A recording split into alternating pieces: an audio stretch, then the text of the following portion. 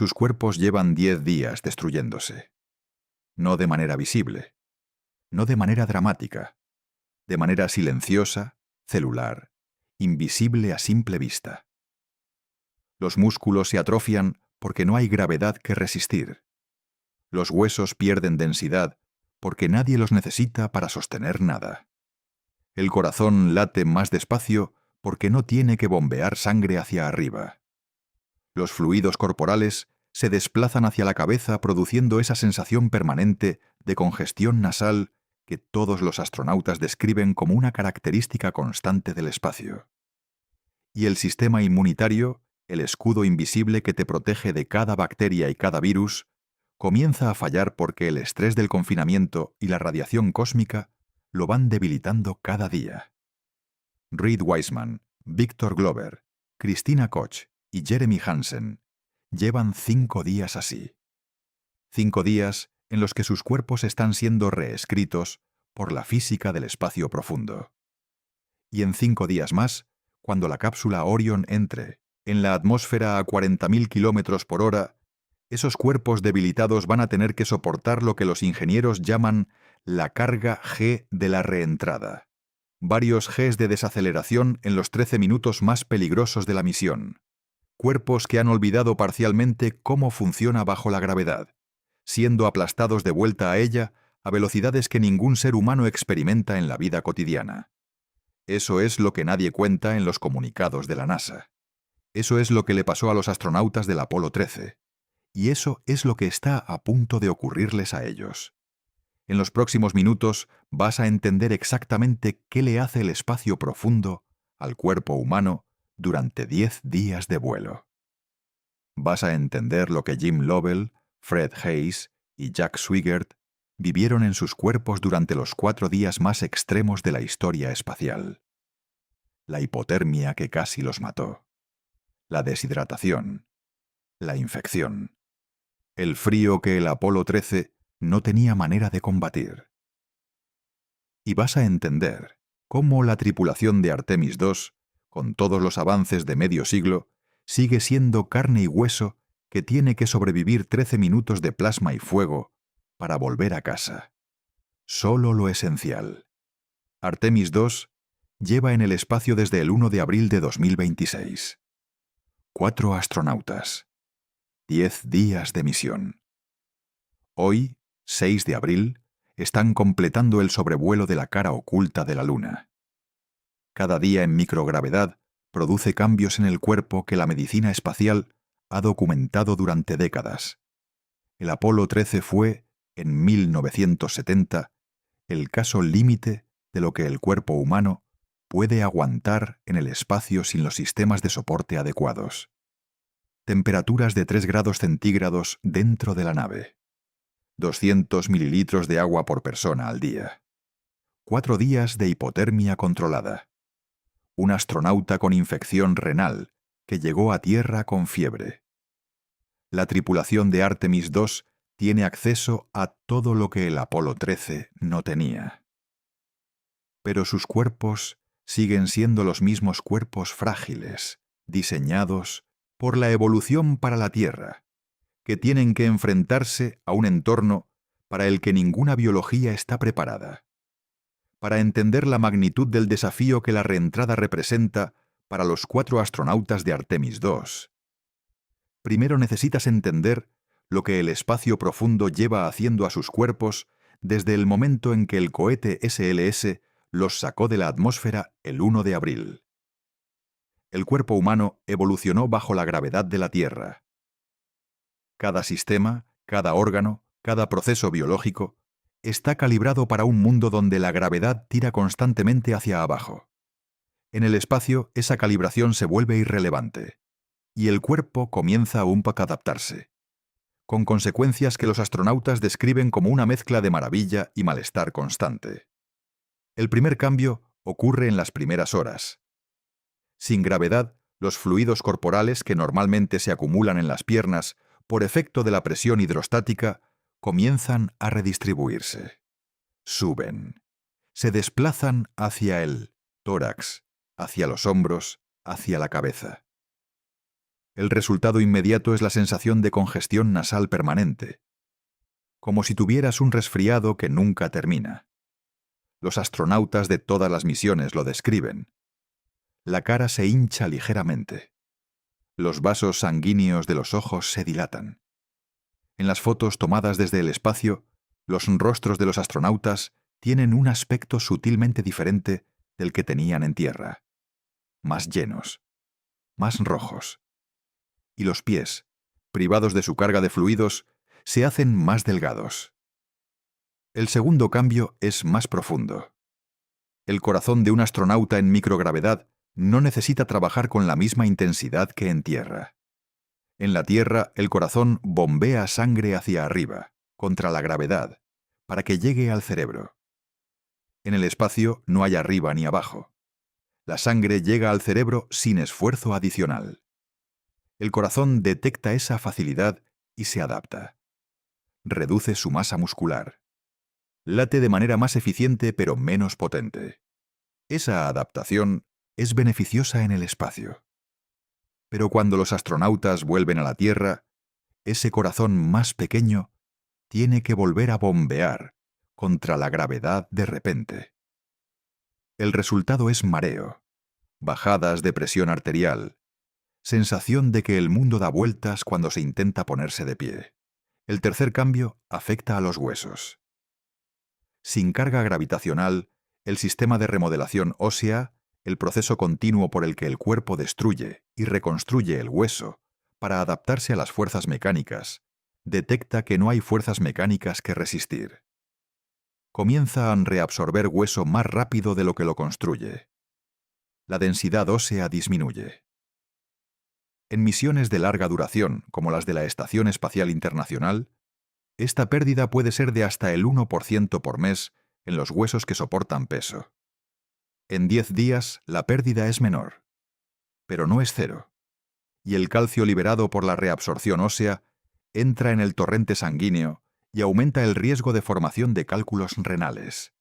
El vivarachosfilm, mismo proceso que causa osteoporosis en personas mayores en la Tierra, ocurriendo de manera acelerada en astronautas jóvenes y sanos en el espacio. El cuarto cambio afecta a los músculos. Sin el trabajo constante de resistir la gravedad, los músculos que en tierra trabajan continuamente para mantener la postura, para soportar el peso del cuerpo, para proporcionar estabilidad, comienzan a atrofiarse. Los astronautas hacen ejercicio en el espacio específicamente para combatir este proceso. La cápsula Orion tiene un espacio muy limitado para el ejercicio. Christina Koch, que aguantó 328 días en la Estación Espacial Internacional y salió de ella en condiciones físicas notablemente buenas, comprende este proceso mejor que nadie.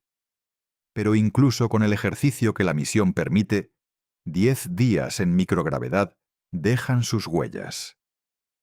El quinto cambio es el que más preocupa para la reentrada. El sistema vestibular, el sistema del oído interno, que proporciona el sentido del equilibrio y la orientación espacial, se recalibra en microgravedad. En tierra, el sistema vestibular usa la gravedad como referencia. Los cristales de carbonato de calcio en el utrículo y el sáculo, las estructuras del oído interno que detectan la aceleración lineal, descansan sobre las células ciliadas bajo el efecto de la gravedad. En el espacio, esos cristales flotan. No hay señal gravitacional. El sistema vestibular recalibra su interpretación de las señales de aceleración. Y cuando los astronautas regresan a la gravedad, el sistema vestibular tiene que volver a recalibrarse en sentido inverso. Ese proceso produce síndrome de adaptación sensoriomotora. Mareos, náuseas, desorientación, que son exactamente los síntomas que un astronauta necesita no tener durante los 13 minutos más críticos de la misión. Para entender lo que el cuerpo puede aguantar en el peor escenario, no hay mejor referencia que el Apolo 13. Abril de 1970. Jim Lovell, Fred Haise y Jack Swigert van camino de la Luna, cuando, a 330.000 kilómetros de la Tierra, un tanque de oxígeno explota en el módulo de servicio. La explosión no mata a nadie en ese momento, pero destruye el sistema de soporte vital que mantiene con vida a la tripulación. Y lo que viene después es la prueba más extrema que el cuerpo humano ha superado en la historia de la exploración espacial. La temperatura. Cuando la tripulación abandona el módulo de mando, el Odyssey, y se refugia en el módulo lunar, el Aquarius, lo hace porque es el único lugar donde queda oxígeno y energía. Pero el Aquarius no tiene calefacción activa. La temperatura interior de la nave cae hasta 3 grados centígrados. 3 grados, apenas 1 grado por encima del punto de congelación del agua. Durante 4 días, los astronautas duermen con sus trajes de vuelo sobre superficies metálicas heladas. El metal conduce el calor lejos del cuerpo. Cada hora que pasan inmóviles, la temperatura corporal baja un poco más. Nutschler, hipotermia no llega de golpe. Llega gradualmente. Primero tiritona. Los músculos empiezan a contraerse involuntariamente para generar calor. Luego, entumecimiento. Los vasos sanguíneos de la piel se cierran para conservar el calor en los órganos vitales. Las manos y los pies se ponen blancos y duros. Las extremidades se adormecen. Y el cerebro empieza a funcionar más lentamente. El pensamiento se hace más difícil. La toma de decisiones se deteriora. Los 3 astronautas del Apolo 13 operaron durante 4 días en ese estado, tomando decisiones críticas de las que dependía su supervivencia con un cerebro que el frío estaba ralentizando. El agua. Con el sistema de soporte vital dañado, el agua potable tiene que racionarse al máximo.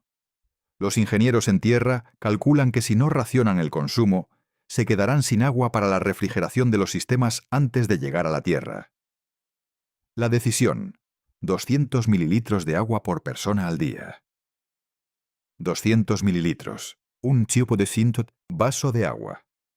Por persona. Por día. En la Tierra, el consumo mínimo para mantener las funciones vitales es de 2 litros. Los 3 astronautas del Apolo 13 consumen 1/10 parte de eso durante 4 días. ¿Qué hace la deshidratación severa al cuerpo? Los primeros síntomas son la sed intensa y la boca seca. Después, dolor de cabeza. Luego, mareos y confusión mental. La presión arterial baja porque el volumen de sangre disminuye.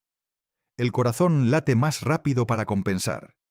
Los músculos se agarrotan. Los riñones, privados de agua suficiente para filtrar la sangre correctamente, concentran la orina hasta que se vuelve oscura y escasa. Cuando la deshidratación llega a un 3 o 4% del peso corporal, el rendimiento físico y mental cae de manera medible. Los 3 astronautas del Apolo 13, cuando amerizaron el 17 de abril de 1970, habían perdido entre todos 14 kilogramos de peso. 14 kilogramos en 4 días.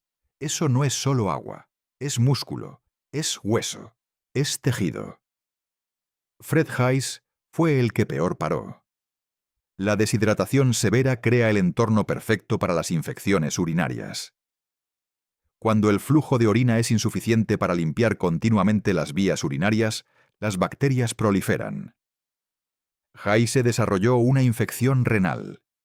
Una infección que en tierra se trata con antibióticos y descanso. En el Aquarius, a 3 grados, sin agua suficiente y con una misión de supervivencia que no puede detenerse, la infección avanzó sin control. Para cuando amerizaron, Haise tenía fiebre alta. No hipotermia y fiebre al mismo tiempo. La infección estaba ganando la batalla contra el frío. Su cuerpo ardía mientras la nave que lo contenía estaba a punto de congelarse. Y hay algo más que no aparece en las narrativas heroicas del Apolo 13. El momento de la reentrada. Cuando los astronautas volvieron al módulo de mando para la reentrada, el Odyssey había estado apagado y frío durante 4 días. La condensación había cubierto cada superficie. Los paneles de control estaban empapados. Los circuitos eléctricos, recubiertos de humedad, la reactivación de los sistemas eléctricos podría haber causado un cortocircuito que hubiera acabado con todo. Los astronautas sabían eso cuando comenzaron a encender los sistemas. Y los encendieron de todos modos, porque era la única opción. Cuando el módulo de mando entró en la atmósfera, el período de silencio de radio duró más de lo esperado. Normalmente 4 minutos. En el Apolo 13, 6. 2 minutos extras de silencio en el control de misión en Houston. 2 minutos en los que nadie podía saber si la nave había sobrevivido. 2 minutos durante los cuales las familias de los astronautas, en la sala VIP del control de misión, dejaron de respirar. Cuando la señal volvió, Lovell dijo: «Houston, el Odyssey está aquí». 3 hombres, al borde de la hipotermia y la deshidratación, con uno de ellos en medio de una infección renal con fiebre, habían sobrevivido. La tripulación de Artemis II tiene acceso a todo lo que la tripulación del Apolo 13 no tenía: calefacción, agua suficiente, medicamentos, comunicación continua con los médicos de tierra. Pero sus cuerpos son los mismos cuerpos frágiles. Y 5 días de espacio profundo ya les han dejado huella. Christina Koch conoce ese proceso mejor que nadie en la tripulación. Pasó 328 días en la Estación Espacial Internacional entre 2019 y 2020. Sabe exactamente lo que el espacio hace a los músculos, a los huesos, al corazón, al sistema vestibular. Lo vivió más de 10 meses y sabe que incluso con todo el ejercicio y la nutrición adecuados, el cuerpo cambia. No puede no cambiar. Es física. Sin gravedad, el cuerpo se recalibra. Y esa recalibración tiene costos. Cuando Koch amerizó después de sus 328 días, tardó semanas en recuperar la fuerza muscular completa. Tardó días en poder caminar sin ayuda. Después de 10 días en el espacio, la recuperación será mucho más rápida. Pero no instantánea. Victor Glover conoce el mismo proceso. 167 días en la ISS en 2020 y 2021. Lo que describe de la reentrada a la Tierra después de una misión larga es casi poético en su precisión médica. El primer contacto con la gravedad después de meses en el espacio. El cuerpo, que ha aprendido a flotar, que se mueve con la mínima energía, que ya no recuerda exactamente cómo equilibrarse. El retorno es físicamente duro. La cabeza da vueltas, el estómago se revuelve. Los músculos que se tensan para compensar la gravedad de repente sienten ese peso como algo extraño y aplastante. Pero Glover y Koch no enfrentarán eso después de meses en el espacio. Lo enfrentarán después de 10 días. Suficiente para que el cuerpo haya comenzado a adaptarse a la microgravedad. No lo suficiente para que la adaptación sea completa. En ese territorio intermedio, el cuerpo tiene las desventajas de ambos mundos sin las ventajas de ninguno. Todavía recuerda la gravedad, pero ya ha comenzado a olvidarla. Y la reentrada lo va a recordar de golpe. A 8G si el sistema de control de actitud falla y la cápsula cabe en trayectoria balística. A varios Gs en la reentrada nominal. El peso de la aceleración sobre cuerpos que llevan 10 días en ingravidez. Y hay algo específico para los astronautas que vuelan por primera vez a este entorno. Jeremy Hansen nunca ha estado en el espacio antes de Artemis II. Esta es su primera misión.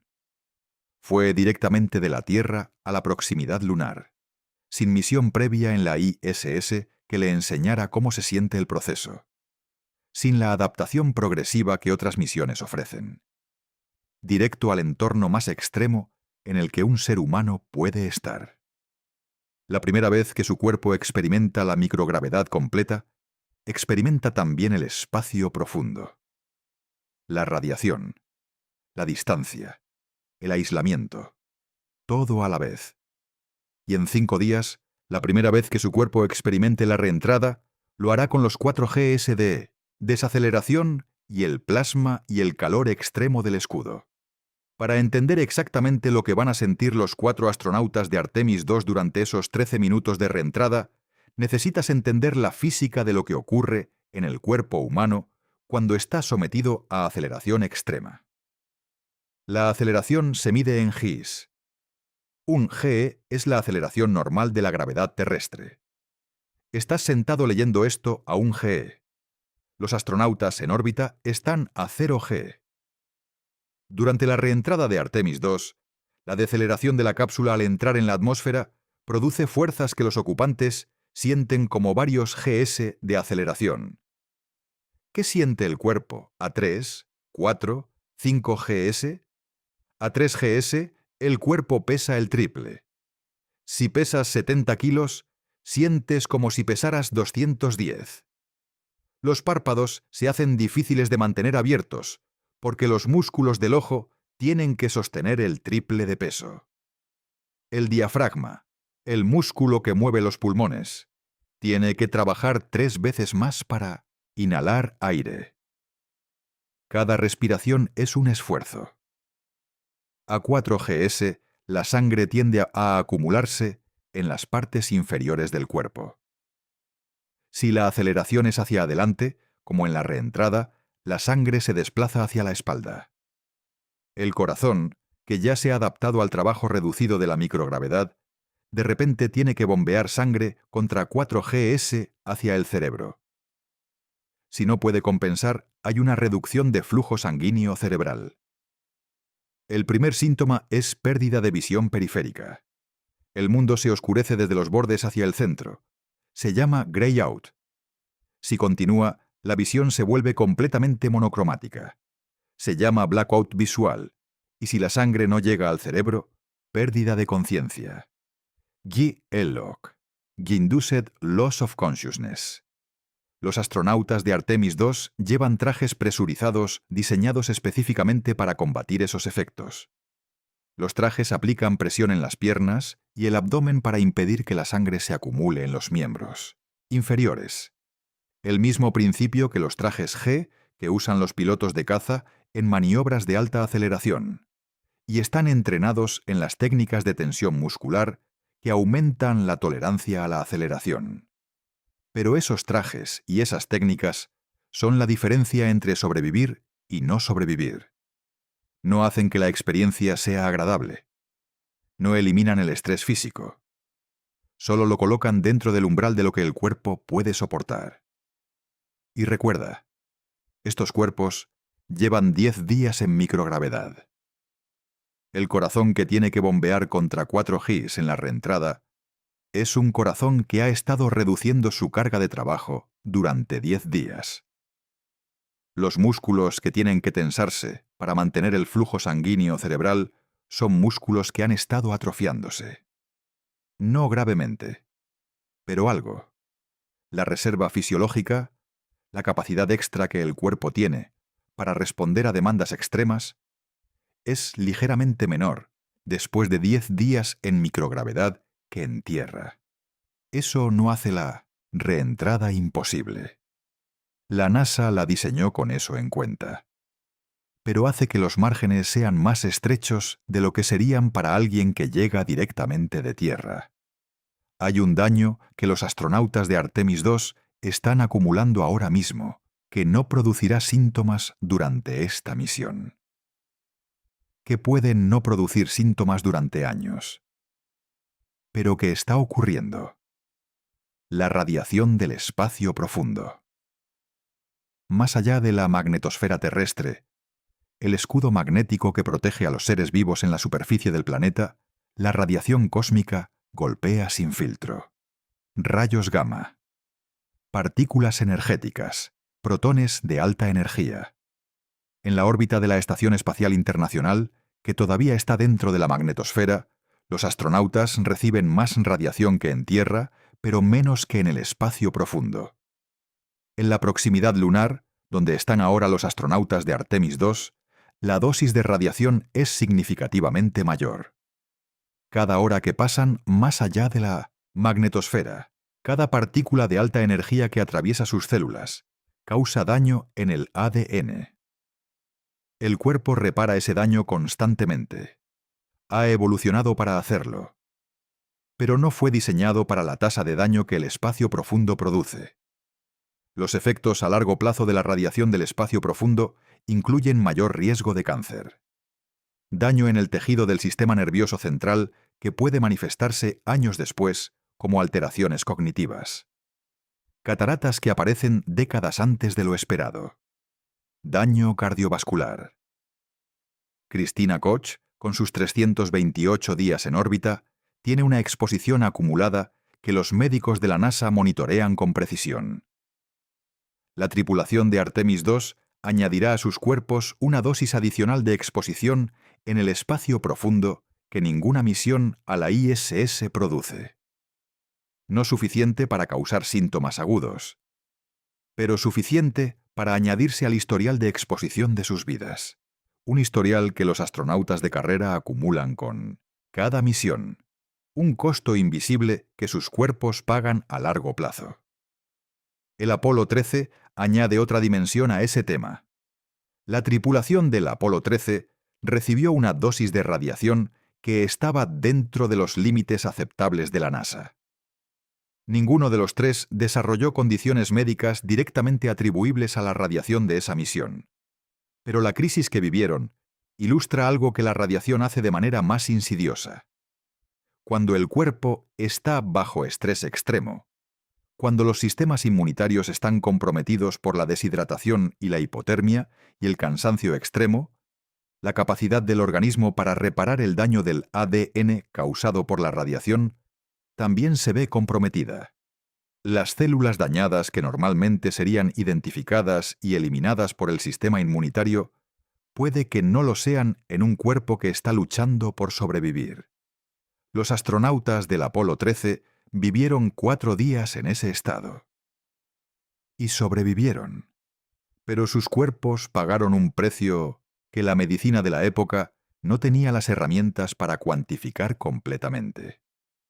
Hay algo que los no astronautas raramente consideran sobre las misiones espaciales. El sueño. O más concretamente, la ausencia de sueño de calidad. El ritmo circadiano humano, el reloj biológico interno que regula el ciclo de vigilia y sueño, está sincronizado con el ciclo de luz y oscuridad de la Tierra. El sol sube, la luz aumenta, el cuerpo produce cortisol. Te despiertas, el sol se pone, la luz disminuye, el cuerpo produce melatonina. Te duermes. Ese ciclo de 24 horas ha tardado millones de años de evolución en establecerse. En el espacio, en órbita, el sol sale y se pone cada 90 minutos, 16 veces en 24 horas. El ritmo circadiano, privado de su señal de referencia natural, se desorienta. La NASA mantiene horarios artificiales a bordo de las naves. Luces encendidas, luces apagadas. Horarios de trabajo. Horarios de descanso. Pero ningún horario artificial reemplaza completamente la señal de luz natural. Los astronautas informan consistentemente de dificultades para conciliar el sueño en el espacio. Sueño menos profundo, más interrumpido, menos reparador. En la cápsula Orion, el espacio habitable es de unos 8 metros cúbicos. El interior de un automóvil familiar grande. 4 personas durmiendo y viviendo en ese espacio durante 10 días. No hay silencio. Los sistemas de soporte vital producen ruido constante. Los ventiladores que circulan el aire, las bombas que mueven el agua, las computadoras que monitorean los sistemas. El ruido de fondo en una nave espacial está documentado como una de las principales causas de privación de sueño en los astronautas. Después de 10 días de ese entorno, los astronautas de Artemis II llegarán a la reentrada con un déficit de sueño acumulado que ninguna cantidad de entrenamiento puede eliminar completamente. La privación de sueño tiene efectos documentados sobre el rendimiento cognitivo, tiempo de reacción más lento, mayor tendencia a los errores en tareas de seguimiento, dificultad para mantener la atención, menor resistencia al estrés emocional. Esos son exactamente los tipos de deterioro cognitivo que un astronauta no quiere tener durante los 13 minutos más críticos de la misión. No porque la tripulación tenga que hacer grandes maniobras durante la reentrada. La mayor parte de la reentrada es automática. Sino porque si algo sale mal y hay que tomar decisiones en segundos, esas decisiones tienen que ser buenas. Y un cerebro privado de sueño no toma decisiones tan buenas como uno descansado. El Apolo 13 demostró eso. Jim Lovell, Fred Hayes y Jack Swigert tomaron decisiones brillantes bajo estrés extremo mientras sus cuerpos estaban al límite fisiológico. Eso requiere un entrenamiento de una clase diferente y una voluntad de funcionar que va más allá de lo que la biología proporciona cómodamente. La comparación directa entre lo que vivieron los astronautas del Apolo 13 en sus cuerpos y lo que tiene preparado para la tripulación de Artemis II revela hasta qué punto medio siglo de medicina espacial ha transformado lo que es posible. En el Apolo 13, la temperatura cayó a 3 grados dentro de la nave. En Artemis II, el sistema de control térmico de Orion mantiene el interior entre 18 y 24 grados. La diferencia no parece dramática expresada como números. 21 grados de diferencia. Pero en términos fisiológicos, es la diferencia entre hipotermia inminente y condiciones de trabajo relativamente normales. En el Apolo 13, 200 mililitros de agua por persona al día. En Artemis II, la cápsula Orion lleva suficientes reservas de agua y sistemas de reciclado de agua para mantener a la tripulación hidratada durante toda la misión. Los astronautas de Artemis II no enfrentarán deshidratación severa a menos que ocurra una emergencia que destruya los sistemas de soporte vital. La probabilidad de eso es baja. No nula, pero baja. En el Apolo 13, Fred Hayes desarrolló una infección renal con fiebre. En Artemis II, la nave lleva un kit médico avanzado con antibióticos, antiinflamatorios, antieméticos, analgésicos y equipos de diagnóstico básico. Hay un médico en tierra disponible para consultas en tiempo real durante toda la misión. Si uno de los astronautas desarrolla síntomas, hay protocolos específicos y medicamentos específicos para cada escenario. No cura todas las condiciones posibles en el espacio. Pero es incomparablemente más que lo que tenían los astronautas del Apolo. Sin embargo, hay algo que ni el mejor kit médico puede cambiar. La biología fundamental de lo que hace el espacio al cuerpo humano es la misma en 2026 que en 1970. Los músculos se atrofian sin gravedad. Los huesos pierden densidad. El corazón se adapta a la microgravedad. El sistema vestibular se recalibra. La radiación daña el ADN. La privación de sueño deteriora el rendimiento cognitivo. El cuerpo humano no ha evolucionado para el espacio en los 56 años que separan el Apolo 13 de Artemis II. Y cuando esos cuerpos enfrenten la reentrada el 11 de abril, serán vulnerables a las mismas fuerzas físicas que hicieron del regreso del Apolo 13 un milagro médico, además de un triunfo de ingeniería. Hay una comparación que la medicina espacial tiene que hacer aunque nadie quiera hacerla.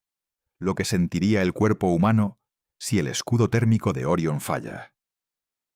No como especulación mórbida, como comprensión de qué es exactamente lo que el escudo tiene que prevenir.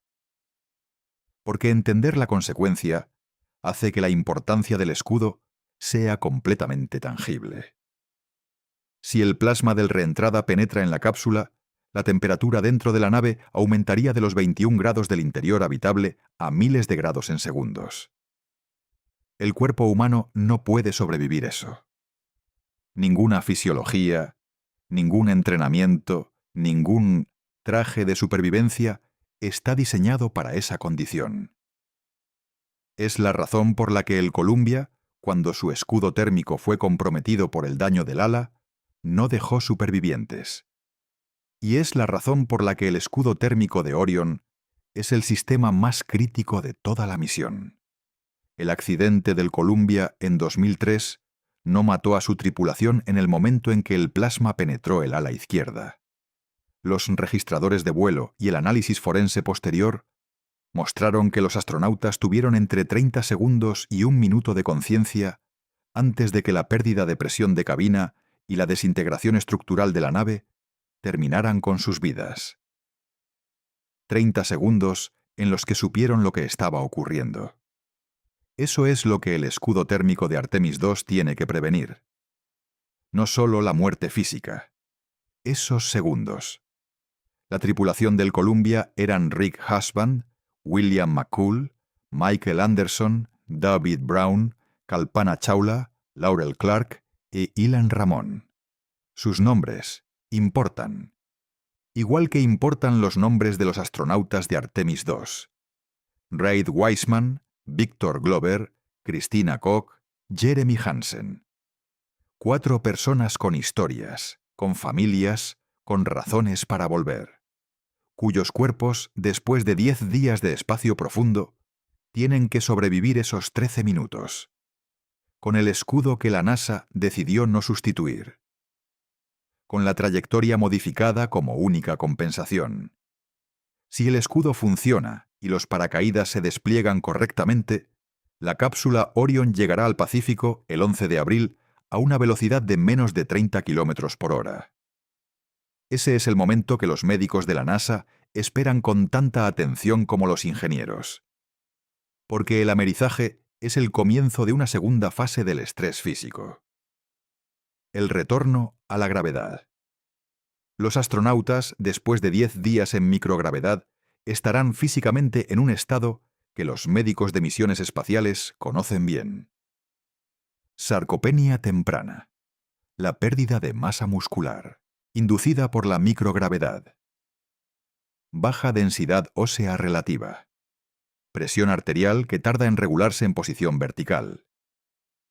Sistema vestibular todavía recalibrándose de la microgravedad.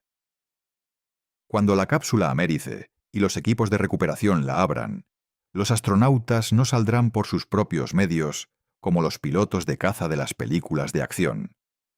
Serán ayudados, sacados de la cápsula, colocados en camillas como precaución, no porque estén heridos, sino porque sus cuerpos necesitan tiempo para recordar cómo funciona la gravedad. Christina Koch, cuando amerizó después de sus 328 días, fue llevada en camilla desde la nave hasta el área médica. Tardó días en poder caminar sin apoyo. Semanas en recuperar la fuerza muscular completa. Meses en que la densidad ósea volvió a los niveles previos a la misión. Después de 10 días, la recuperación será mucho más rápida.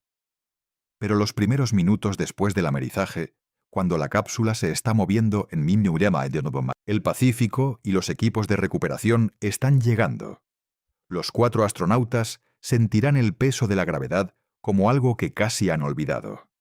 El peso de sus propias cabezas. El peso de sus propios brazos. La dificultad de respirar con el diafragma que tiene que trabajar contra la gravedad de nuevo. El mareo del sistema vestibular que se recalibra en tiempo real. La reentrada a su propio planeta puede ser, físicamente, tan dura como la reentrada a su atmósfera. Jim Lovell vivió hasta los 94 años. Dio conferencias durante décadas sobre la misión del Apolo 13. Y hay algo que mencionó en entrevistas íntimas, años después, sobre lo que más le impactó de aquellos 4 días. No fue el miedo a morir, fue el frío constante, sin posibilidad de escapatoria, que se metía en los huesos y en los pensamientos y en cada decisión. Cuando describes 3 grados centígrados, parece una temperatura manejable. Cuando llevas 4 días en ella, sin poder calentarte, sin poder moverte suficiente para generar calor, con los pies empapados por el agua de condensación que caía literalmente de las paredes. El frío que Lovell describía no era una temperatura, era un estado mental. Un estado que hacía que cada tarea fuera 10 veces más difícil, que cada cálculo tardara más en formarse en la mente, que la voluntad de continuar tuviera que ser renovada conscientemente cada hora. Fred Hayes habló de lo que era la infección renal en esas condiciones. La fiebre llegando mientras la nave estaba a 3 grados. El cuerpo ardiendo internamente mientras el entorno estaba helado. Los escalofríos de la fiebre. La sensación de que cada célula del cuerpo estaba en guerra consigo misma. Y seguir ejecutando procedimientos. Seguir leyendo las listas de verificación. Seguir tomando decisiones de las que dependía la supervivencia de los 3. Porque nadie más podía hacerlo. Jack Swigert, el menos conocido de los 3, habló de algo diferente. El agua. El agua que se condensaba en las paredes y las ventanas de la nave durante los 4 días de frío. El agua que goteaba sobre los paneles de instrumentos. El agua que cubría las superficies que él tenía que tocar para operar los sistemas. Y la conciencia constante de que esa agua, si entraba en los circuitos eléctricos en el momento equivocado, podía causar un cortocircuito fatal. Tocaba los interruptores de la manera más cuidadosa posible. Cada movimiento deliberado. Cada acción una negociación entre la urgencia y el peligro inmediato. Estos 3 hombres volvieron a la Tierra en condiciones que ningún protocolo médico de la época estaba diseñado para manejar. Los médicos de la NASA dijeron que los 3 estaban en buenas condiciones generales, pero eso fue lo que dijeron en la rueda de prensa del día siguiente. La realidad física era diferente.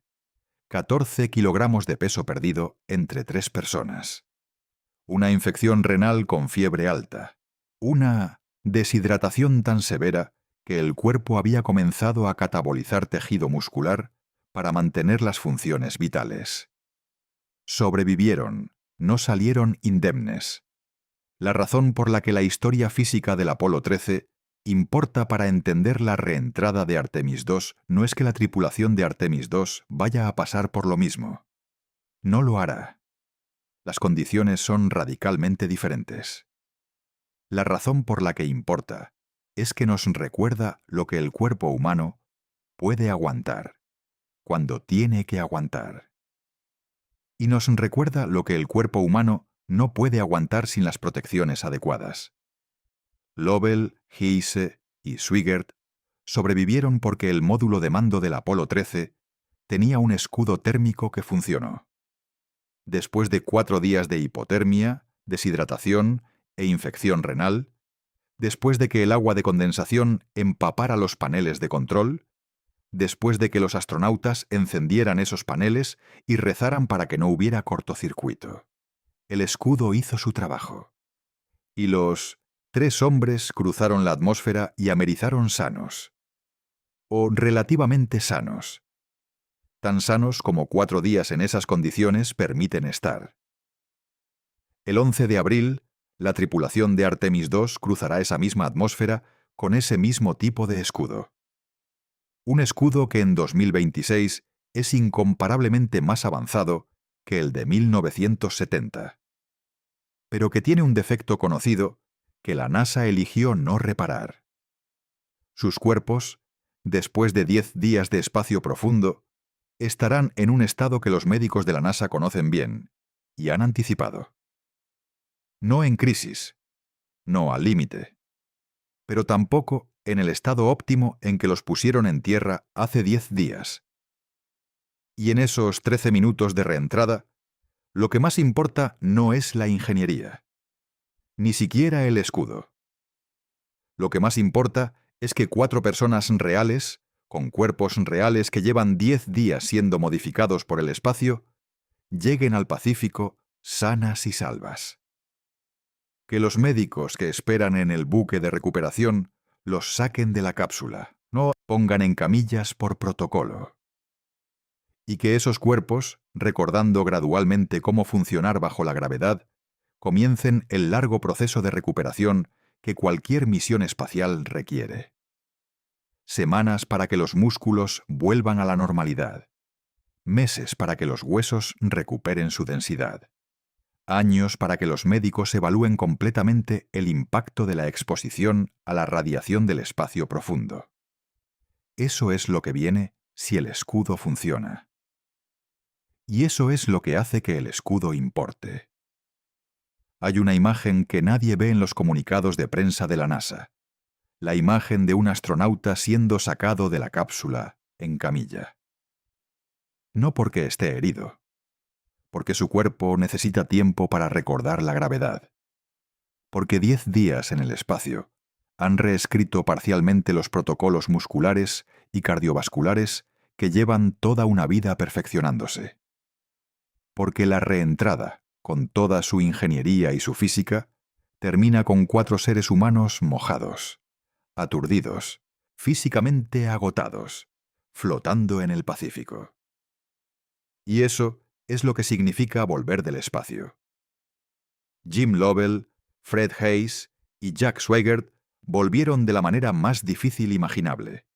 Con la nave apagada, la temperatura por debajo de 5 grados, 200 mililitros de agua al día, y uno de ellos con fiebre por infección renal.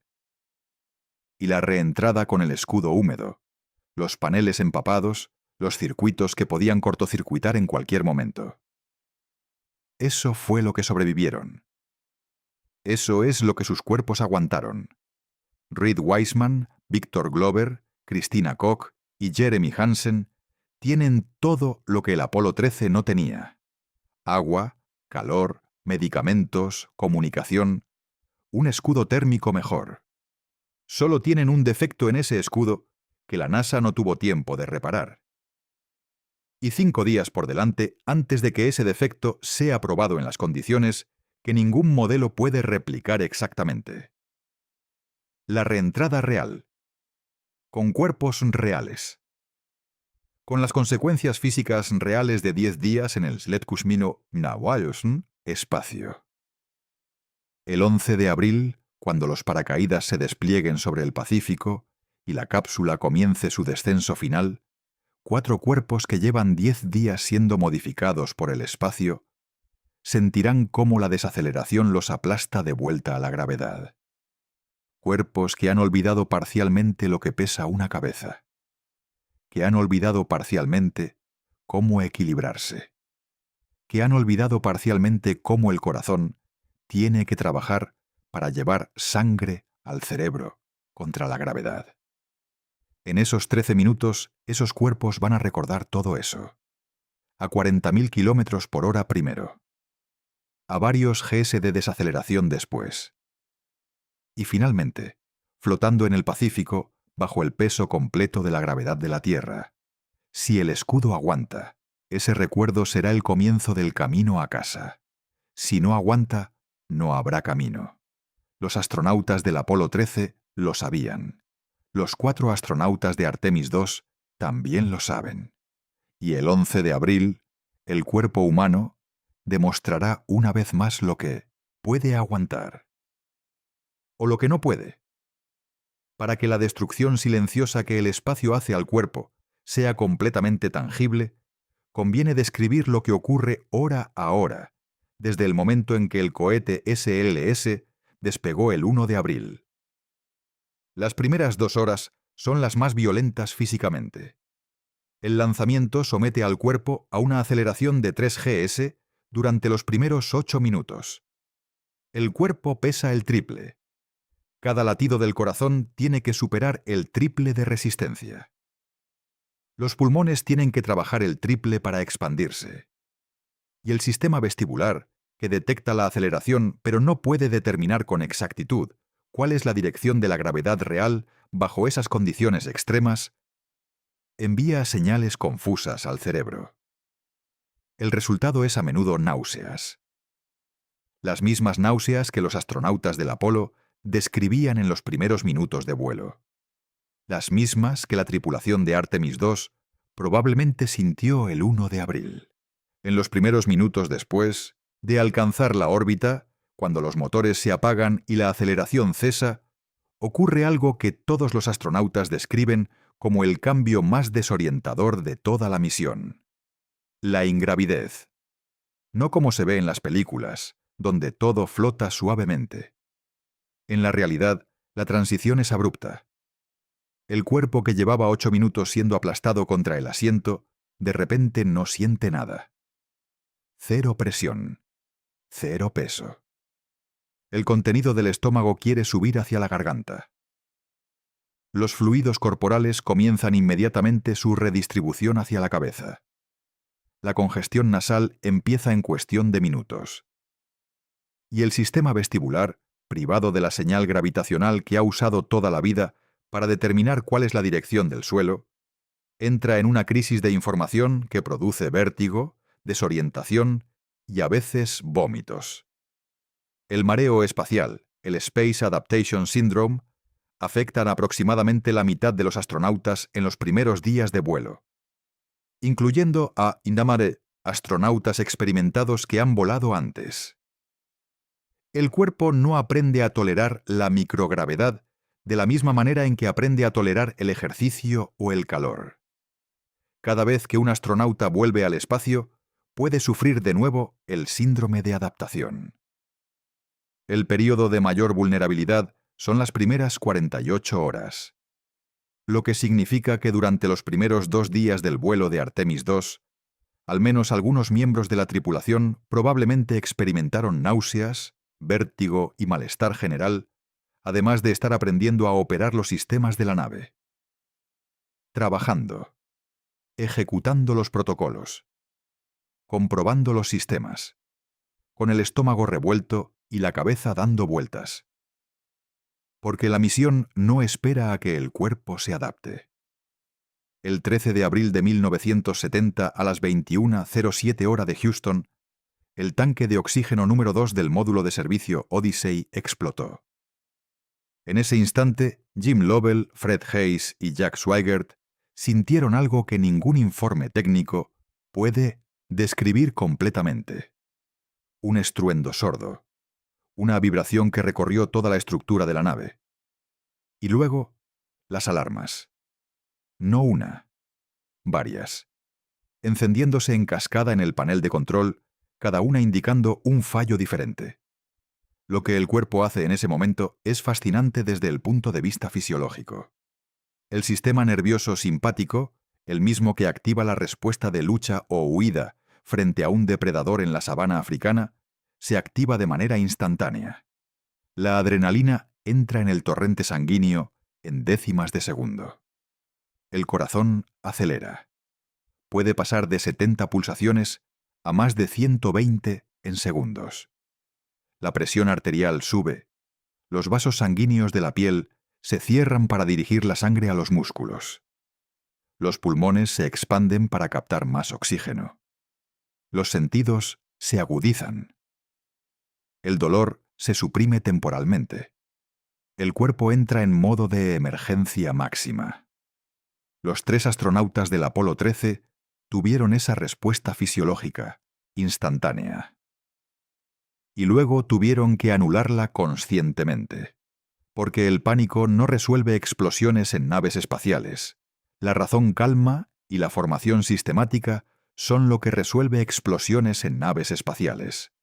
Lo que diferencia a un astronauta de entrenamiento de alguien que simplemente tiene una respuesta de pánico no es no sentir el miedo, es ser capaz de funcionar a pesar de él. Lovell escribió en sus memorias que la primera reacción fue de incredulidad. El cerebro no acepta inmediatamente que algo tan catastrófico ha ocurrido realmente. Hay una fracción de segundo de literalmente no puede estar pasando esto. Y luego, la formación se activa y el cerebro comienza a funcionar en modo resolutivo. Durante las horas siguientes, mientras la crisis se desarrollaba, los 3 astronautas estuvieron funcionando con cortisol y adrenalina elevados de manera sostenida. Eso tiene efectos en el cuerpo que van más allá del rendimiento inmediato. La exposición prolongada al cortisol suprime el sistema inmunitario. Aumenta el nivel de glucosa en sangre. altera el sueño. Los 3 astronautas que pasaron 4 días en la crisis del Apolo 13 estuvieron bajo estrés fisiológico agudo durante ese periodo completo. No un pico de estrés y luego la calma. Estrés continuo, sostenido, sin posibilidad de relajación real porque la situación seguía siendo potencialmente mortal en cada momento. Ese tipo de estrés crónico agudo tiene consecuencias físicas que los análisis médicos posteriores al vuelo confirmaron. Y al estrés se le sumó el frío. Cuando la nave se apagó para conservar energía, la temperatura interior comenzó a bajar. Primero gradualmente, luego más rápido. Los astronautas se pusieron toda la ropa que tenían disponible, que no era mucha, porque las naves espaciales no se diseñan para funcionar a 3 grados. Las bolsas de alimentos que querían comer estaban frías. No el frío agradable de una nevera. El frío que hace que la comida tenga el mismo sabor que el plástico que la envuelve. Las superficies metálicas de la nave robaban el calor de cada parte del cuerpo que las tocaba. Swigert describió que sus pies nunca se secaron durante esos 4 días. Empapados por el agua de condensación que caía de las paredes y el techo de la nave a medida que el vapor de agua exhalado por los 3 hombres se condensaba en las superficies frías. Caminar, si es que se puede llamar caminar a flotar en microgravedad, significaba llevar los pies mojados dentro de botas que nunca se secaban. Durante 4 días. Hay un aspecto del Apolo 13 que raramente se menciona con el detalle médico que merece. El dióxido de carbono. Respirar no solo consume oxígeno. También produce dióxido de carbono que tiene que ser eliminado del aire de la cabina. En condiciones normales, los sistemas de purificación de la nave absorben el CeO2 con cartucho de hidróxido de litio. Pero el módulo lunar, donde se refugiaron los astronautas, estaba diseñado para 2 personas durante 2 días, no para 3 personas durante 4 días. Los cartuchos de hidróxido de litio del módulo lunar se saturaron. Los del módulo de mando no eran compatibles físicamente con el sistema del módulo lunar. Los ingenieros en tierra tuvieron que diseñar en tiempo real, con los materiales que los astronautas tenían a bordo, un adaptador que hiciera compatibles los cartuchos cuadrados del módulo de mando con los huecos circulares del sistema de purificación del módulo lunar. Cinta adhesiva. Cartón de las cubiertas de los manuales de vuelo. Calcetines. Mangueras de traje espacial. El filtro improvisado que salvó sus vidas fue una pieza de ingeniería de emergencia construida con basura de la nave. Si no hubieran conseguido que funcionara, el nivel de CO2 en la cabina habría seguido subiendo. ¿Qué le hace el exceso de CO2 al cuerpo? El primer síntoma es el dolor de cabeza, persistente, sordo, que no cede con ningún movimiento. Después, confusión mental. El cerebro depende de un equilibrio preciso entre el oxígeno y el CeO2 en la sangre para funcionar correctamente. Cuando ese equilibrio se rompe, porque el CO2 sube, el pH de la sangre cambia. La acidosis respiratoria. El cerebro empieza a funcionar mal de maneras que el propio afectado no puede detectar completamente porque la confusión que causa el CO2 incluye confusión sobre la propia confusión. Luego, mareos. Visión borrosa. En niveles más altos, convulsiones y pérdida de conciencia. Los 3 astronautas del Apolo 13 vivieron con el nivel de CO2 subiendo peligrosamente durante horas, mientras los ingenieros en tierra diseñaban el adaptador y les daban las instrucciones para construirlo. Y lo construyeron, con manos que se entumecían por el frío, con mentes que el CO2 empezaba a nublar ligeramente, con la presión de saber que si el filtro no funcionaba no había plan B. El filtro funcionó, y el CO2 bajó a niveles seguros. Pero ese periodo de horas con el nivel subiendo, operando sistemas críticos con los primeros síntomas de hipercapnia, es uno de los detalles del Apolo 13 que mejor ilustra de lo que el cuerpo humano es capaz cuando no tiene alternativa. La tripulación de Artemis II no enfrentará ese problema. El sistema de soporte vital de Orion fue diseñado, entre otras cosas, con las lecciones del Apolo 13, redundancia en los sistemas de purificación de CO2, cartuchos compatibles entre los diferentes módulos, sensores que alertan mucho antes de que los niveles lleguen a ser peligrosos. Pero el proceso de diseñar ese sistema mejor requirió entender exactamente lo que el CO2 le hace al cuerpo. Y la única razón por la que los ingenieros de la NASA lo entendieron también es que 3 astronautas lo vivieron en tiempo real en 1970, mientras el mundo entero los miraba.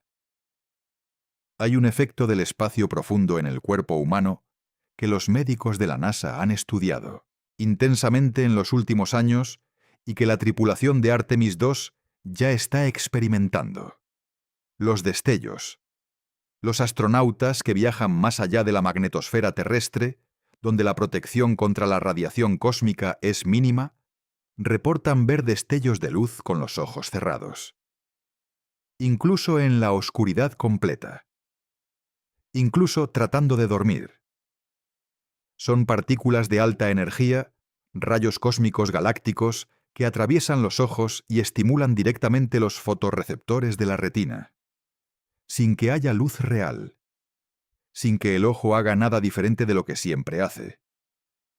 La partícula entra, golpea la retina. El cerebro interpreta la señal como un destello de luz.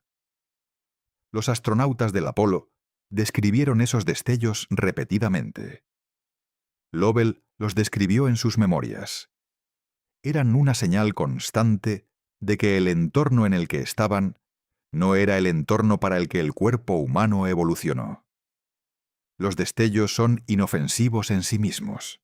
No causan ceguera, no producen dolor, pero son la manifestación visible de algo que no es inofensivo. Cada partícula que atraviesa el ojo y produce un destello también traversa el resto del cuerpo. Atraviesa células del cerebro, del corazón, de los pulmones. En cada célula que atraviesa puede romper hebras del ADN. Puede causar mutaciones. La mayor parte de ese daño, el cuerpo lo repara. Pero no todo. La tripulación de Artemis II lleva 5 días siendo atravesada por partículas de alta energía. 5 días de destellos en los ojos cerrados cuando intentan dormir. 5 días de daño celular acumulado que ninguna protección puede eliminar completamente porque no hay material suficientemente denso para bloquear la radiación cósmica galvánica sin que el peso del blindaje haga inviable la misión. La NASA calcula la dosis de radiación de cada misión y la monitoriza. Para Artemis II, la dosis acumulada estará dentro de los límites de exposición de vida establecidos por la agencia. Pero estar dentro de los límites no significa que no haya daño. Significa que el daño está dentro del rango que los médicos consideran aceptable, dadas las circunstancias. Cada misión de espacio profundo acorta el presupuesto de radiación que un astronauta tiene para toda su carrera. Y los 4 astronautas de Artemis II lo saben. Lo aceptaron antes de subir a la cápsula. Hay también un efecto a largo plazo de la radiación del espacio profundo que los estudios de los astronautas del Apolo están empezando a revelar décadas después. Un estudio publicado en 2016 en Scientific Reports analizó las tasas de mortalidad de los astronautas del Apolo que volaron más allá de la magnetosfera y los comparó con astronautas que solo volaron en órbita baja. Los astronautas del Apolo mostraron tasas de mortalidad cardiovascular significativamente más altas. El mecanismo propuesto, la radiación del espacio profundo, daña el endotelio, el revestimiento interior de los vasos sanguíneos, de maneras que aceleran el proceso de arteriosclerosis. No en años, en décadas. Pero el daño comienza en los días que los astronautas pasan más allá de la magnetosfera. Los días que Weissman, Glover, Koch y Hansen están pasando ahora. Hay un número que resume la brutalidad física de la reentrada mejor que ninguna descripción cualitativa. Los GES. Ya hablamos de ello. Pero merece profundizar más en lo que eso significa exactamente para 4 cuerpos que llevan 10 días en ingravidez. A 0 GS, que es donde han estado durante 10 días, el cuerpo no pesa nada. Los músculos que sostienen la cabeza no trabajan. Los músculos que mantienen la columna vertebral erguida no trabajan. Los músculos de las piernas no trabajan. Todo ese sistema de soporte postural que en la Tierra funciona cada segundo de cada día, silenciosamente, de manera automática, lleva 10 días inactivo. No completamente atrofiado, pero significativamente desacondicionado. En la reentrada nominal de Artemis II, la deceleración produce picos de aceleración de hasta 4 o 5 Gs en los momentos más intensos. A 5 Gs, el cuello, que normalmente sostiene una cabeza de 4 a 5 kilogramos, tiene que sostener 25 kilogramos. El peso equivalente de 4 o 5 bolsas de la compra completamente llenas. Sobre el cuello, durante minutos. Los músculos del cuello de los astronautas llevan 10 días sin recibir esa carga. La cápsula Orion está diseñada para que los astronautas estén reclinados durante la reentrada en posición que distribuye la fuerza de la aceleración a lo largo de la espalda en lugar de concentrarla en el cuello y las piernas. Ese diseño reduce el riesgo de pérdida de conciencia inducida por la aceleración. Pero no elimina el estrés físico. El corazón, que a 5 Gs tiene que superar una resistencia 5 veces mayor para bombear sangre hacia la cabeza, puede pasar de 70 pulsaciones por minuto a más de 120 durante la reentrada. Un corazón que ha pasado 10 días reduciendo su masa muscular y su eficiencia para adaptarse a la microgravedad, ese pico de demanda es más exigente que en un corazón que viene de tierra. Los astronautas están entrenados para las técnicas de contracción muscular que aumentan la tolerancia a la aceleración. El M1 Maneuver, que consiste en contraer simultáneamente los músculos de las piernas, el abdomen y el tórax para aumentar la presión abdominal y forzar la sangre hacia la parte superior del cuerpo. Es una técnica que requiere fuerza muscular que ha disminuido ligeramente en 10 días de microgravedad. El margen entre funcionar correctamente y no funcionar está ahí. Estrecho, pero ahí. Es la diferencia que el entrenamiento debe compensar. Y la razón por la que la NASA diseña sus protocolos de reentrada, teniendo en cuenta el estado fisiológico de los astronautas después de la duración específica de cada misión, la infección renal de Fred, Heise merece ser contada con la precisión clínica que su historia requiere. Porque es el ejemplo más claro de lo que ocurre cuando el cuerpo humano llega al límite de lo que puede tolerar en el espacio. Una infección urinaria en tierra es molesta pero tratable. Antibióticos durante una semana. Mucha agua. Descanso. La infección se resuelve y la vida continúa. En el módulo lunar Aquarius, a 3 grados centígrados, con 200 mililitros de agua al tubo al día y con la misión de supervivencia más tensa de la historia espacial, desarrollándose en tiempo real, la infección de Heise no tenía ninguno de esos recursos. El cuerpo de Heise, ya bajo estrés fisiológico extremo por la hipotermia y la deshidratación, tenía que combatir simultáneamente una infección bacteriana activa. Eso requiere una respuesta inmunitaria. Fiebre, que eleva la temperatura corporal para matar las bacterias. Producción masiva de glóbulos blancos. Incremento del flujo sanguíneo hacia los tejidos infectados. Todos esos procesos consumen energía. Una energía que Heise ya no tenía. La fiebre es la parte más paradójica.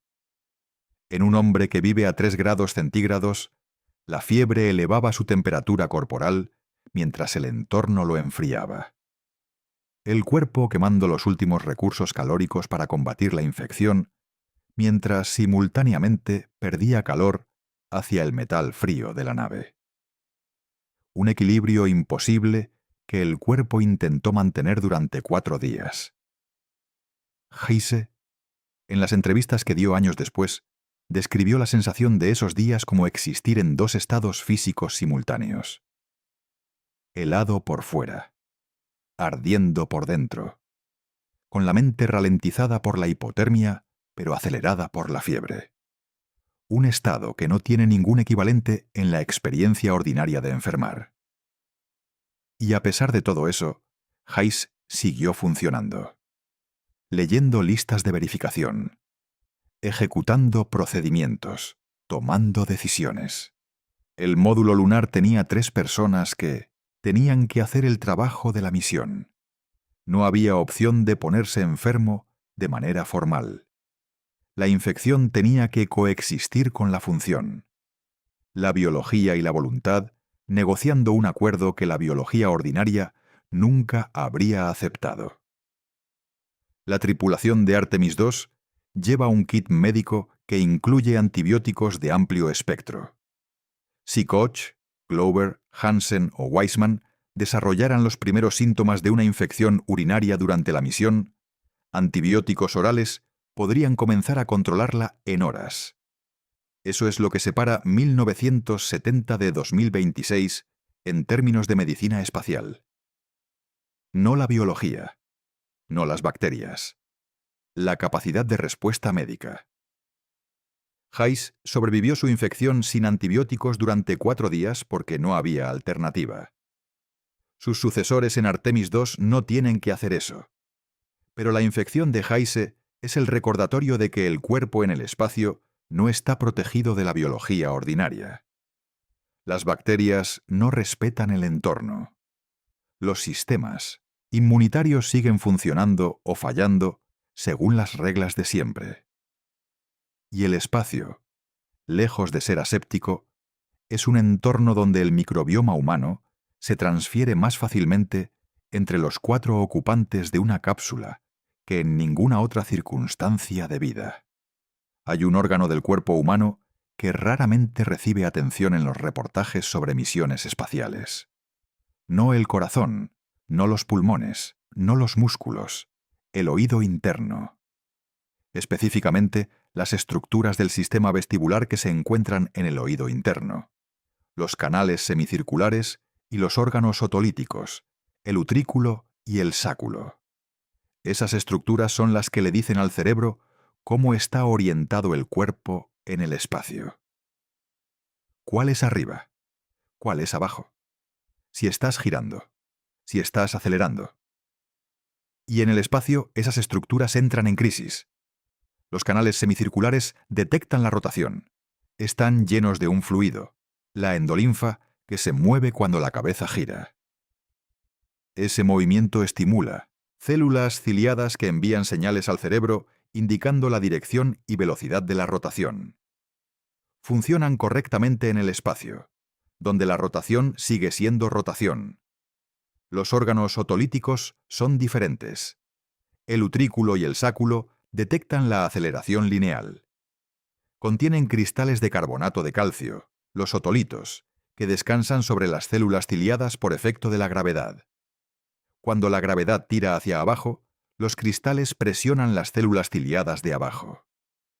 El cerebro interpreta esa señal como abajo es hacia los pies. Eso es lo que te dice cuál es la dirección del suelo. En microgravedad, los otolitos no descansan en ningún sitio. Flotan libremente.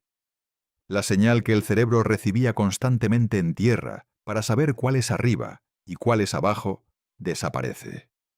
Los órganos otolíticos siguen funcionando. Siguen enviando señales. Pero las señales que envían ya no corresponden a ninguna referencia gravitacional. El cerebro tiene que reinterpretarlas. Tiene que construir un nuevo modelo de orientación espacial que funcione sin la referencia gravitacional de la Tierra. ese proceso de reconstrucción produce el Space Adaptation Syndrome, las náuseas, el vértigo, la desorientación. Después de varios días, el cerebro consigue adaptarse. Construye un modelo funcional de orientación espacial que no usa la gravedad como referencia. Los astronautas describen ese momento, cuando el mareo cede y el espacio de repente parece normal, como el momento en que el espacio se convierte en su entorno natural, cuando dejan de sentirse en el espacio y simplemente se sienten. La tripulación de Artemis II, después de 5 días, probablemente ya ha pasado por esa adaptación. Su cerebro ha reconstruido el modelo. El espacio se siente normal, la ingravidez se siente normal. Y ahora la reentrada va a destruir ese modelo de vuelta en minutos. Cuando la cápsula entre en la atmósfera y la desaceleración comience a producir fuerzas de varios GS, el sistema vestibular recibirá señales de aceleración fuertes por primera vez en 10 días. El cerebro, que ha pasado 10 días aprendiendo a funcionar sin referencias gravitacionales, tiene que reinterpretar esas señales de aceleración en tiempo real. Orientación. Posición. ¿Cuál es arriba? En esos primeros minutos de reentrada, puede haber momentos de desorientación, no la desorientación del día 1 en el espacio, la desorientación inversa. El cerebro que aprendió microgravedad, volviendo a aprender la gravedad, en condiciones de aceleración extrema, con el plasma ardiendo fuera de la nave, con las comunicaciones cortadas, con 4 personas dentro de la cápsula que tienen que mantener la calma mientras sus cuerpos atraviesan esa readaptación involuntaria. Las imágenes que el mundo verá el 11 de abril, si la reentrada es exitosa, mostrarán la cápsula Orion flotando en el Pacífico bajo sus 3 paracaídas. Mostrarán al buque de recuperación acercándose. Mostrarán a los buzos de la Marina abriendo la escotilla. Y mostrarán a los 4 astronautas siendo asistidos para salir de la cápsula.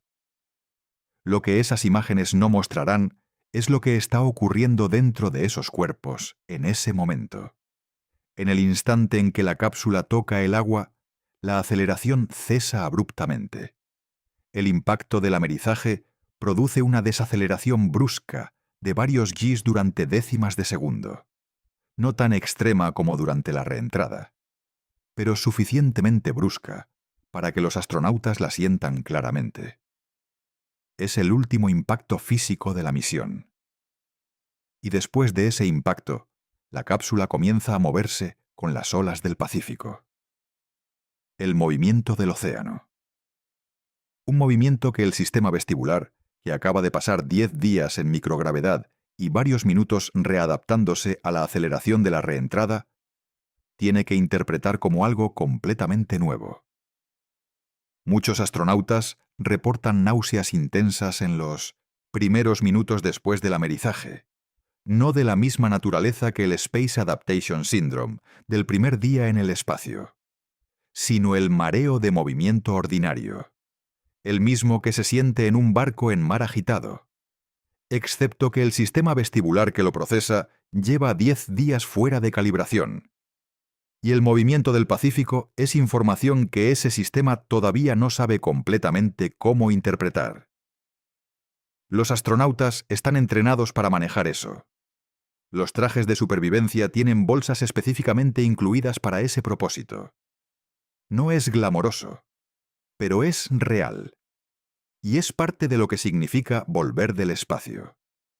Cuando la escotilla se abre, el primer elemento que entra en la cápsula no es el aire fresco, es el calor. El sol del Pacífico, que para cuerpos que llevan 10 días en una cápsula con temperatura controlada, es una experiencia sensorial intensa. Los astronautas, acostumbrados al ambiente artificial de la nave, sienten el calor del sol, la humedad del aire del océano, el olor del agua salada, todos esos estímulos sensoriales que el espacio artificial de la cápsula eliminaba completamente. Los sentidos se sobrecargan brevemente, no de manera peligrosa, pero de manera perceptible. El mundo real entrando en cuerpos que han estado en el mundo artificial durante 10 días. Y luego, el primer intento de moverse bajo la gravedad completa.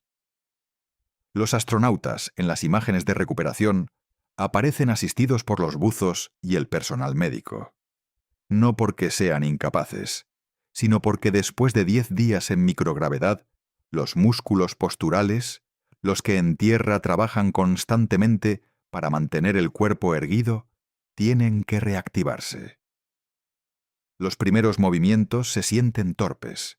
La coordinación no es la de tierra.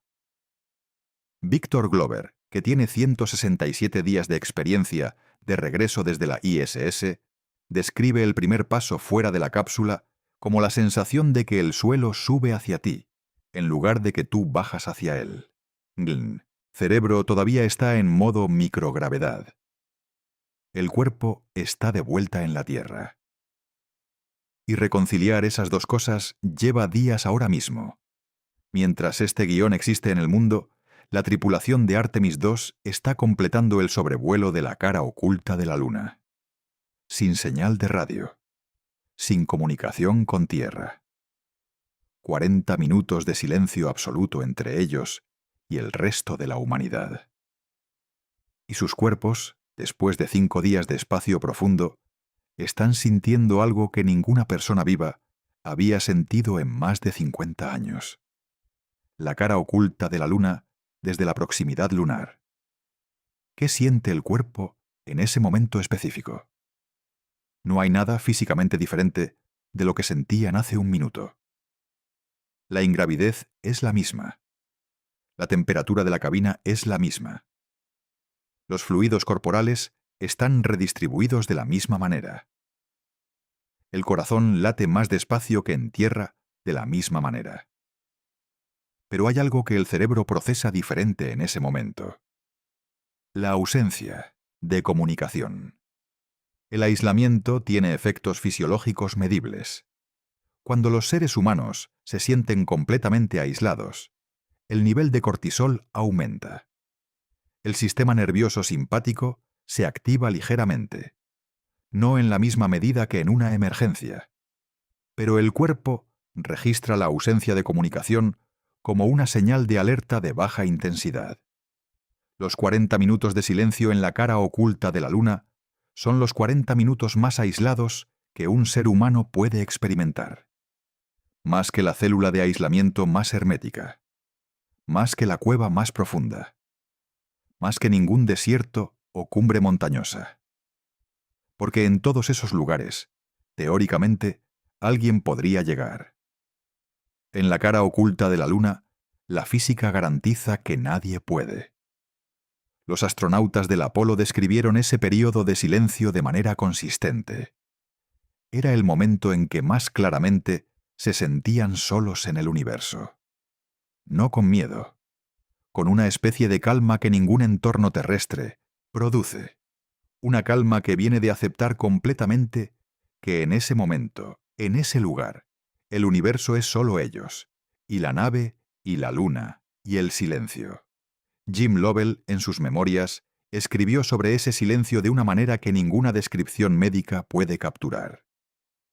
La oscuridad total de la cara oculta, sin la Tierra visible, sin el Sol visible, solo las estrellas y la Luna, producía una sensación de aislamiento que era simultáneamente aterradora y completamente hermosa. La tripulación de Artemis II está en ese lugar ahora mismo, con cuerpos que llevan 5 días siendo reescritos por el espacio, con corazones más lentos que en tierra, con músculos más débiles que hace 5 días, con el sistema vestibular recalibrado para la ingravidez, con cristales flotando en los oídos internos, con destellos de partículas cósmicas en sus retinas cuando cierran los ojos, y con la Tierra invisible y el silencio completo durante 40 minutos. Ningún ser humano vivo había estado en ese lugar en más de 50 años. En 5 días, tienen que volver de ahí. Y el camino de vuelta pasa por los 13 minutos que el escudo tiene que sobrevivir. 14 kilogramos. Ese es el peso total que los 3 astronautas del Apolo 13 perdieron entre los 4 días de crisis. Casi 5 kilos por persona. Para que ese número sea completamente tangible, conviene desglosarlo. 5 kilogramos en 4 días en condiciones de microgravedad, hipotermia severa y deshidratación extrema. ¿De dónde vino ese peso? La mayor parte fue agua. La deshidratación severa produce pérdida de peso rápida porque el agua pesa mucho. 1 litro de agua pesa 1 kilogramo. Con una ingesta de 200 mililitros al día y una pérdida de agua a través de la respiración, la transpiración y la orina que no podía compensarse con esa ingesta mínima, los astronautas estaban en balance hídrico profundamente negativo. El peso del agua perdida explica la mayor parte de los 5 kilogramos por persona. Pero no toda. Cuando el cuerpo no recibe suficiente energía calórica para mantener sus funciones, cuando el metabolismo basal no puede cubrirse con la ingesta alimentaria disponible, el cuerpo recurre a sus propias reservas. Primero el glucógeno muscular, el azúcar almacenado en los músculos. Luego, la grasa corporal. Y cuando esas reservas se agotan, las proteínas musculares. El catabolismo muscular. El cuerpo desmontando sus propios músculos para usar las proteínas como combustible. En 4 días de crisis severa, una fracción de los 5 kilogramos de pérdida de peso corresponde a masa muscular real que fue consumida por el metabolismo de emergencia. Los astronautas del Apolo 13 amerizaron físicamente más débiles de lo que despegaron. No solo más delgados, más débiles, con músculos que habían sido catabolizados parcialmente, con huesos que habían perdido algo de densidad por la microgravedad, con sistemas inmunitarios comprometidos por el estrés y la deshidratación, con el de Heise luchando contra una infección activa, y con el sistema vestibular todavía readaptándose a la gravedad de la Tierra después de 6 días en microgravedad. La fotografía más famosa de los 3 astronautas del Apolo 13, en la cubierta del USS Iwo Jima, el buque que los recuperó, muestra 3 hombres sonrientes, de pie, saludando.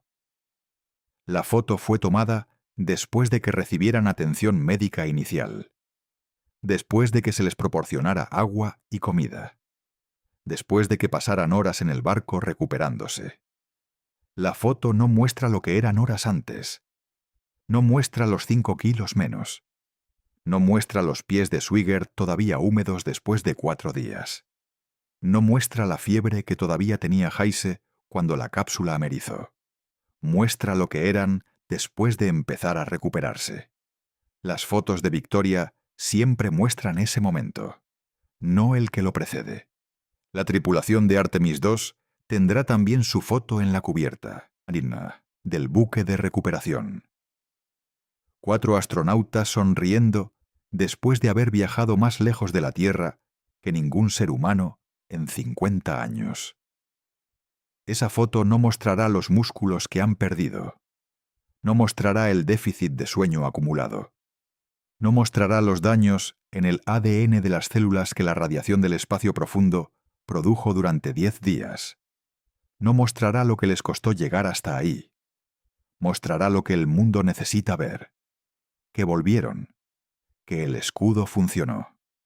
Que el cuerpo humano, con toda su fragilidad biológica, puede ir a la Luna y volver. De todos los astronautas de Artemis II, hay uno cuyo cuerpo tiene más experiencia acumulada en el espacio que el resto.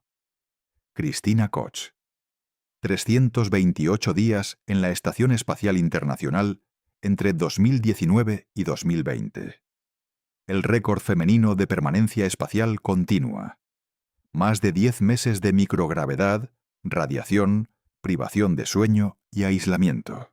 Y un cuerpo que fue documentado médicamente en detalle antes, durante y después de esa misión, proporcionando a la medicina espacial datos que ninguna otra astronauta femenina había generado hasta entonces.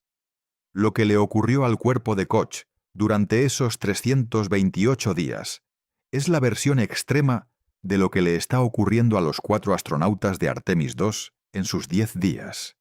Pérdida de masa muscular del 15 al 20% en los músculos que soportan peso. Reducción de la densidad ósea del 1 al 2% por mes en la cadera y la columna lumbar. Cambios en la estructura del corazón. El ventrículo izquierdo redujo su tamaño. Acumulación de fluido intracraneal que aumentó la presión en el nervio óptico y produjo cambios en la forma del globo ocular y alteraciones en la visión. Ese último efecto, el neuroocular syndrome, es uno de los más estudiados actualmente por los investigadores de la NASA. Koch recuperó la mayor parte de esas pérdidas después del amerizaje. No de inmediato. Meses de rehabilitación física intensiva. Ejercicio diario. Nutrición específica. Fisioterapia. Las adaptaciones que el cuerpo hace en el espacio son reversibles, en su mayor parte. Pero reversibles no significa inmediatas. Y no todas se revierten completamente. Los cambios en la densidad ósea que Koch experimentó pueden haber dejado una huella que la rehabilitación reduce, pero no elimina completamente. Ahora Koch está de vuelta en el espacio. En una misión de solo 10 días, la 10ª parte de lo que fue su misión en la ISS. Su cuerpo tiene experiencia en lo que significa adaptarse a la microgravedad y volver a readaptarse a la gravedad. Ha pasado por ese proceso una vez, lo que la coloca en una posición paradójica. Por un lado, su experiencia le da ventaja. Sabe exactamente qué esperar durante la reentrada. Conoce la desorientación del sistema vestibular readaptándose. Conoce el mareo del primer contacto con el Pacífico en movimiento. Conoce la sensación de que los pies pesan demasiado cuando los médicos la ayudan a ponerse de pie. Por otro lado, sus 328 días previos en el espacio dejaron su propia huella en el cuerpo. No puede deshacer esos meses. El historial de exposición a la radiación de esa misión sigue siendo parte de su cuerpo. Las adaptaciones cardiovasculares de esa misión se completaron y se revirtieron, pero el sistema cardiovascular que entró en Artemis II tiene ese historial. Koch es, en ese sentido, el miembro de la tripulación cuyo cuerpo ha pagado el precio más alto por la exploración espacial antes de esta misión, y que ahora paga un poco más. Como todos los que eligen esta profesión, un porcentaje de su salud a largo plazo, cada vez que se sube a una nave, el momento más perturbador de toda la reentrada, no ocurre cuando el calor es más intenso. Ocurre en los primeros segundos después de que el plasma corta las comunicaciones. En ese instante, los 4 astronautas dejan de ser personas conectadas al mundo. Se convierten en 4 cuerpos dentro de una cápsula que cae a través de la atmósfera a más de 11 kilómetros por segundo. Sin que nadie pueda hacer nada. Sin que nadie pueda ayudarlos. Sin que nadie pueda siquiera saber qué está ocurriendo. ¿Qué hace el cuerpo humano en ese momento? El cerebro tiene una respuesta automática a la pérdida total de contacto externo en una situación de peligro potencial. El mismo sistema simpático que activó la respuesta de alerta cuando el tanque de oxígeno explotó en el Apolo 13. El cortisol, la adrenalina, la aceleración del ritmo cardíaco. Los astronautas están entrenados para no entrar en pánico en ese momento. El entrenamiento les dice que el silencio de comunicaciones es parte del procedimiento nominal, esperado, normal, temporal. Pero el cuerpo no siempre distingue entre el peligro esperado y el peligro real. El sistema de alarma biológico responde a la señal de peligro, no a la etiqueta cognitiva de si era esperado o no. Los astronautas del Apolo describieron esos minutos de silencio como los más tensos de toda la misión. No por lo que estaba ocurriendo, por lo que podría estar ocurriendo, y no tenían manera de saber. En el Apolo 13, ese silencio se prolongó 6 minutos en lugar de los 4 habituales. 2 minutos adicionales de silencio en Houston. 2 minutos en que nadie sabía si el escudo, húmedo de condensación, había aguantado. En la reentrada de Artemis II, los 4 minutos de silencio serán los 4 minutos en que el escudo térmico imperfecto deba demostrar que la trayectoria modificada fue suficiente. El nivel de cortisol en la sangre de los 4 astronautas estará en uno de sus picos más altos de toda la misión, no suficientemente alto para interferir con el funcionamiento. Los astronautas están entrenados precisamente para funcionar con niveles altos de cortisol, pero suficientemente alto para que cuando la señal de radio regrese, haya un descenso perceptible en la tensión. Ese momento, el momento en que la señal vuelve y los astronautas saben que el escudo aguantó. Es el momento en que el cuerpo permite que la misión haya terminado bien. Antes de ese momento, fisiológicamente, todavía no ha terminado. Hay algo que el cuerpo de los astronautas sabe que ningún instrumento puede medir completamente. El precio real de llegar a la Luna y volver. No el precio en dólares. No el precio en años de programa.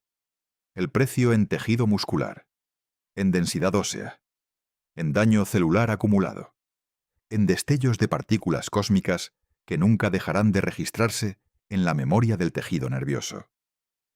El cuerpo humano no está diseñado para el espacio profundo. Está diseñado para la Tierra. Cada día en el espacio es una negociación entre la voluntad de explorar y la biología que prefiere quedarse en casa. Jim Lovell lo entendió mejor que nadie.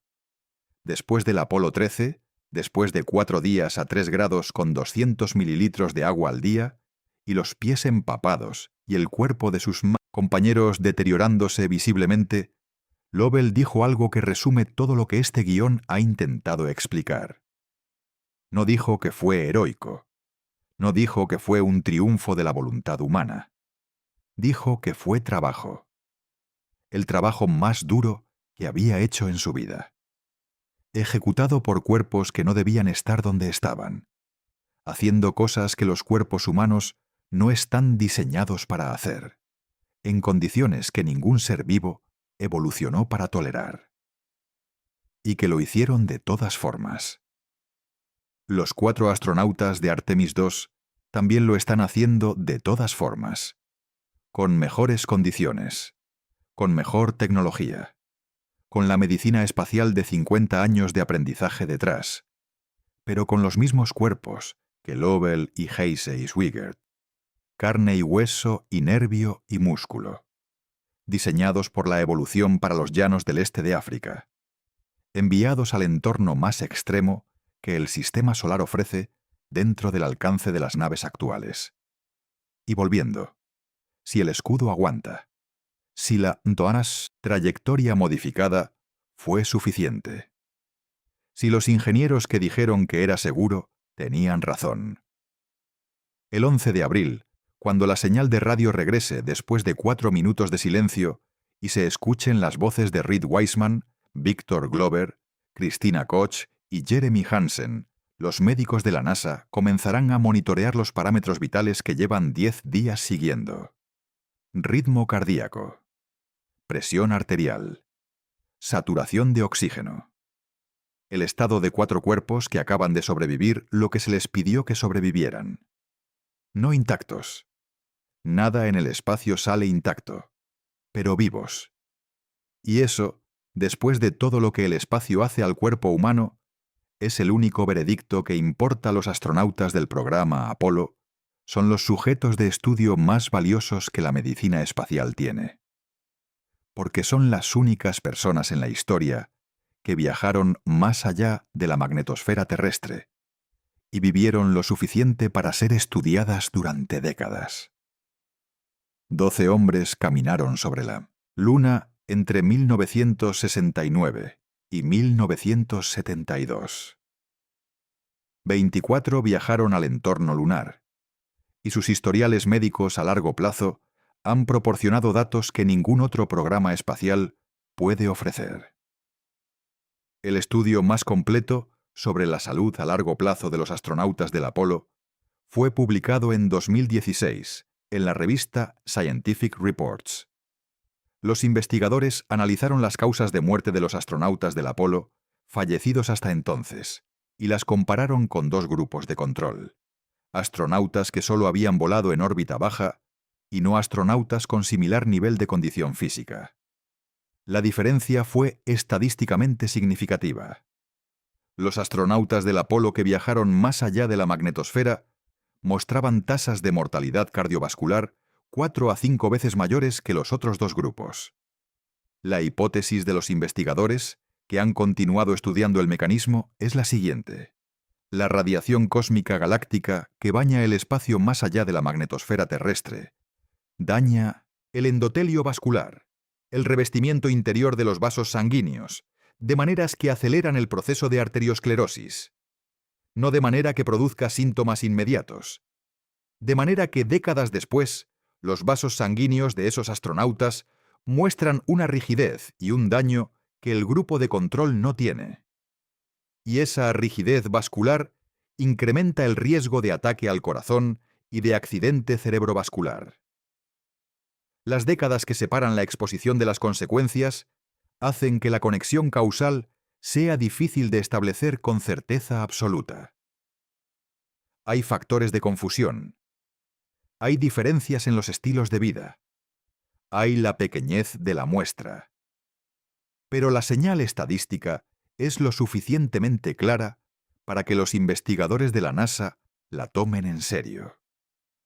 Y para que los 4 astronautas de Artemis II, cuando regrese al entorno lunar, estén añadiendo su propio capítulo a ese historial.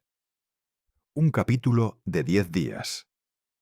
Mucho menos que los días que pasaron algunos de los astronautas del Apolo en el espacio profundo. Pero 10 días en el mismo tipo de exposición. El mismo tipo de partículas cósmicas. El mismo tipo de daño endotelial, acumulándose en vasos sanguíneos que hoy están perfectamente sanos y que décadas después podrán mostrar las huellas de esta misión. Las familias de los 4 astronautas lo saben. Los propios astronautas lo saben. Los médicos de la NASA que los siguen desde hace años lo saben. Y lo aceptaron todos. Porque la exploración espacial no es gratuita. Tiene un precio. Y ese precio no siempre se cobra al aterrizar. A veces se cobra décadas después. En vasos sanguíneos que se endurecen un poco antes de lo que deberían. En huesos que nunca recuperan exactamente la densidad que tenían. En el ADN de células que el espacio modificó de maneras que ningún médico puede cuantificar completamente hasta que pasa el tiempo suficiente para ver las consecuencias. Eso es lo que el espacio hace al cuerpo, no en 13 minutos. En toda una vida, si la reentrada del 11 de abril es exitosa, los 4 astronautas de Artemis II comenzarán ese mismo día el proceso de recuperación más largo de toda la misión. No dura 13 minutos, dura meses. Y entender ese proceso es entender cuánto cuesta realmente lo que están haciendo. En las primeras horas después del amerizaje, el protocolo médico de la NASA incluye evaluación cardiovascular inmediata. Ritmo cardíaco. Presión arterial en posición tumbada y de pie. La ortostasis, la capacidad de mantener la presión arterial adecuada al ponerse de pie, es uno de los primeros parámetros que se comprueban. Los astronautas que han pasado tiempo en microgravedad frecuentemente experimentan presión arterial baja al intentar incorporarse. El corazón que se adaptó al trabajo reducido de la microgravedad tiene que volver a bombear sangre hacia arriba, contra la gravedad, de golpe. Y a veces no puede compensar suficientemente rápido. El resultado es el mareo y los desmayos que los protocolos de recuperación están diseñados para prevenir. En los primeros días, La rehabilitación comienza de inmediato. No ejercicio intensivo. Ejercicios suaves de reactivación muscular. Caminar con apoyo al principio, luego sin él. Ejercicios de equilibrio para reentrenar el sistema vestibular. Trabajo en piscina para ganar fuerza muscular antes de soportar el peso completo del cuerpo. Los fisioterapeutas de la NASA, que esperan en el buque de recuperación, y en el hospital tienen protocolos específicos para cada duración de misión. Para 10 días, la recuperación completa típicamente toma entre 2 y 4 semanas, mucho menos que los meses que necesitó Christina Koch después de sus 328 días. Pero no instantánea. La nutrición juega un papel crítico en esas semanas. El cuerpo que ha catabolizado algo de tejido muscular durante 10 días necesita proteínas para reconstruirlo. Las dietas de recuperación de los astronautas de la NASA son diseñadas por nutricionistas especializados, altas en proteínas, ricas en calcio para la recuperación ósea, con los micronutrientes específicos que la medicina espacial ha identificado como esenciales para la readaptación. No es dieta de hospital. Es protocolo de reentrenamiento atlético de alta intensidad adaptado a un cuerpo que acaba de pasar por uno de los entornos más extremos que un ser humano puede experimentar. Y luego, están los análisis a largo plazo. Las muestras de sangre y orina que se toman antes del lanzamiento, durante la misión y durante meses después. El seguimiento de la densidad ósea mediante escáneres DEXA. Las evaluaciones cognitivas que detectan si hay algún efecto neurológico de la exposición a la radiación o de la privación de sueño acumulada. Las pruebas de visión que monitorean si el síndrome neuroocular que Koch experimentó en su misión larga se manifiesta en algún grado en una misión de 10 días. Esos datos no son solo para la recuperación de esta tripulación. Son para entender qué le hace el espacio profundo al cuerpo humano de cara a las misiones futuras, de cara a Artemis III, de cara a Marte. Cada misión es también un experimento. Cada cuerpo que vuelve es también datos. Para terminar con los datos concretos que dan escala a todo lo que este guión ha descrito. 200 mililitros de agua al día. Lo que bebió cada astronauta del Apolo 13 durante 4 días. 14 kilogramos. El peso total perdido por los 3 astronautas del Apolo 13. 3 grados centígrados. La temperatura interior de la nave del Apolo 13 durante 4 días. 6 minutos. El silencio de radio del Apolo 13 durante la reentrada. 2 más de lo normal mientras el mundo contenía la respiración. 2.760 grados centígrados. La temperatura en la superficie del escudo térmico de Orion durante la reentrada de Artemis 2.40.000 km por hora. La velocidad de la cápsula al entrar en la atmósfera, 1 en 30. La probabilidad estimada de pérdida de tripulación en Artemis 2. 10 días. El tiempo que los cuerpos de la tripulación llevan siendo reescritos por el espacio. 13 minutos. El tiempo que el escudo tiene que aguantar. 4 minutos. El silencio de radio durante el que nadie sabrá si aguantó. Y el número más importante de todos. 4. 4 personas reales dentro de esa cápsula, con músculos que han perdido algo de fuerza, con huesos que han perdido algo de densidad, con corazones que laten más despacio de lo que lo hacían hace 10 días, con sistemas vestibulares que han aprendido a funcionar sin gravedad y que tendrán que reaprender a funcionar con ella en 13 minutos, con destellos de partículas cósmicas en sus retinas cuando cierran los ojos, con el daño acumulado de 10 días de radiación del espacio profundo grabado en sus células, y con la voluntad de estar donde están, haciendo lo que están haciendo. A pesar de todo eso, 4 cuerpos humanos haciendo lo que los cuerpos humanos no están diseñados para hacer. Porque eligieron hacerlo. Porque alguien tiene que ser el primero. después de 50 años, de vuelta a la luna y de vuelta a casa.